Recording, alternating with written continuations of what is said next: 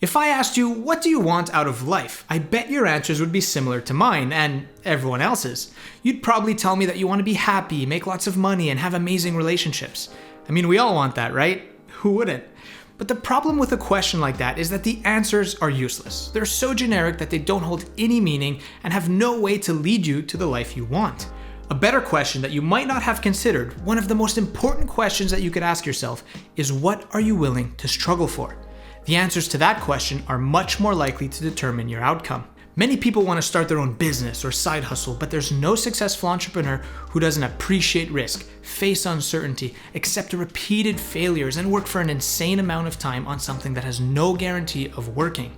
Everyone wants to have a perfect relationship and have great sex, but not everyone is willing to have those tough, sometimes awkward conversations or be vulnerable enough to risk hurt feelings. Not everyone is willing to struggle for the things they want. But happiness is not the absence of struggle. It's a byproduct of being able to push through it.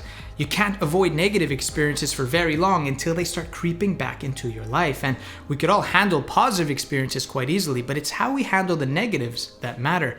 And the better we get at dealing with the negatives, the better our chances of receiving the positives. If you want a nice body, you have to learn to love the pain that comes with lifting heavy weights. You have to sacrifice the time it takes to go to the gym and track and count every calorie that you eat.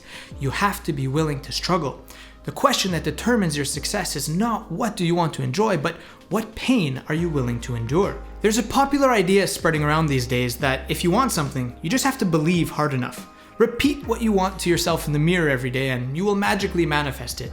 If you want it bad enough, it will come. And I hate to be the bearer of bad news, but there's no one in the universe looking down at you saying, hey, you know those things you want? Here you go, they're yours. You actually have to earn the things you want. And everybody wants something, but you can't have the good without the bad. If you want the benefits of something in life, you also have to accept the trade-offs. If you want the beach body, you have to accept the sweat, the soreness, the hunger. If you want the Ferrari, you have to accept the late nights, the risky moves, and the possibility of absolute failure. You have to be willing to struggle. And if you find yourself wanting something week after week, year after year, and nothing really ever happens, you don't seem to come any closer to it, then maybe what you want is really just a fantasy. You want the victory without the fight. You want the results without the process. Ever since I was young, I wanted to be an entrepreneur. I loved the idea of being in control of my life, inventing new things, and at the time, I really wanted to be rich. I would envision myself driving to school in a brand new Ferrari, going home to a beautiful mansion, and vacationing on my yacht. I would fantasize about this life that I wanted to live. And for years, I tried to get there, or at least I thought I tried. I would start business after business, but I never got any closer to that dream. The problem is, I didn't fail in the traditional sense. I failed to ever get off the starting line. I was preoccupied with making logos and business cards with CEO written under my name. I was doing all the things that looked like I knew what I was doing, but I wasn't doing the real work. I was pretending to take action without making any sacrifices. In truth, I was scared. I was scared to take the risks and make the sacrifices necessary if I was going to turn this fantasy into reality. I needed a little bit more money before I was ready to risk any. I needed a little bit more knowledge before I could put it to the test. I obviously didn't want it bad enough. Not bad enough to be willing to struggle for it. And so it never happened. And for years I was scratching my head wondering, when is my dream going to come true? But the problem is, I was in love with the rewards. I was in love with this image of a wonderful life. I wasn't in love with the struggles it would take to get it. And it wasn't until I decided to risk everything I had, stop giving a what people may think, and be willing to endure the pain it would take to get there, that things started working out.